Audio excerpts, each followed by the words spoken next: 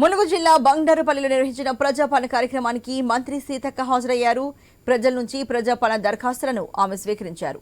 రాష్ట్రంలోని ప్రతి ఒక్కరికి ప్రజాపాలనను అందించే దిశగా కాంగ్రెస్ ప్రభుత్వం పనిచేస్తోందని ఆమె అన్నారు. గ్రామీణ స్థాయి నుంచి అభివృద్ధి జరిగే విధంగా మండల, జిల్లా స్థాయి అధికారులు ప్రణాళికాబద్ధంగా పనిచేయాలన్నారు. ప్రజల అభివృద్ధికి సహకరించే అధికారులను నెత్తిమీద పెట్టుకుంటామని, పనిచేయని అధికారులపై చర్యలు తీసుకుంటామని, దానికి వెనుకాడబోమని అధికారులకు మంత్రి సీతక్క హెచ్చరికలు జారీ చేశారు.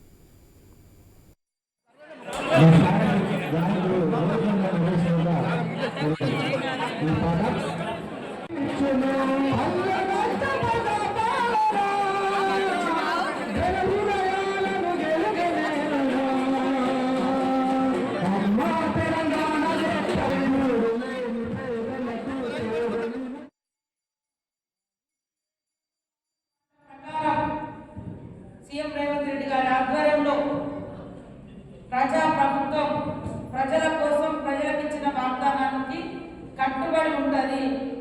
మేము ఎలాంటి ఆడంబరాలు అనవసరమైనటువంటి ఖర్చు పెట్టి ప్రజల్ని ఇబ్బంది పెట్టే ఆలోచన లేదు, అలాంటి అవసరం లేదు.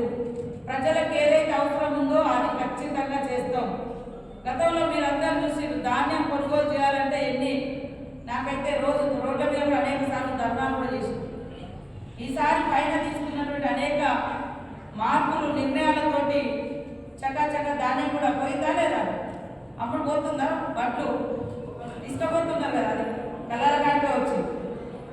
అంటే కొన్ని చిన్న చిన్న సబ్జెక్టులే కానీ అక్కడ బెనిఫిట్లతో కూడా ప్రజలకు ఇబ్బంది అవుతుంది.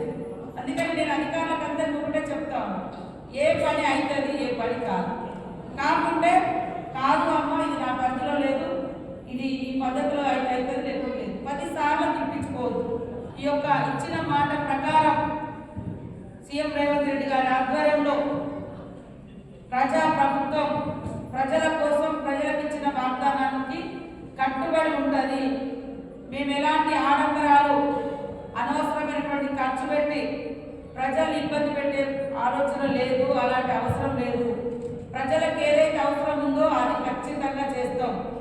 గతంలో మీరందరూ చూసి ధాన్యం కొనుగోలు చేయాలంటే నాకైతే రోడ్ల మీద కూడా అనేక సార్లు ధర్నాలు కూడా చేసి ఈసారి పైన తీసుకున్నటువంటి అనేక మార్పులు నిర్ణయాలతోటి చకాచక ధాన్యం కూడా పోయిందా లేదా, అప్పుడు పోతుందా, బట్లు తీసుకుపోతున్నారు కదా, అది కలరగానే వచ్చింది. అంటే కొన్ని చిన్న చిన్న సబ్జెక్టులే కానీ అక్కడ బెనిఫిట్లతో కూడా ప్రజలకు ఇబ్బంది అవుతుంది. అందుకని నేను అధికారులకు అందరికీ ఒకటే చెప్తాను, ఏ పని అవుతుంది, ఏ పని కాకుంటే కాదు అమ్మ, ఇది నా పరిధిలో లేదు, ఇది ఈ పద్ధతిలో అయితే లేకపోతే 10 సార్లు తిప్పించుకోవద్దు. ఈ యొక్క ఇచ్చిన మాట ప్రకారం సీఎం రేవంత్ రెడ్డి గారి ఆధ్వర్యంలో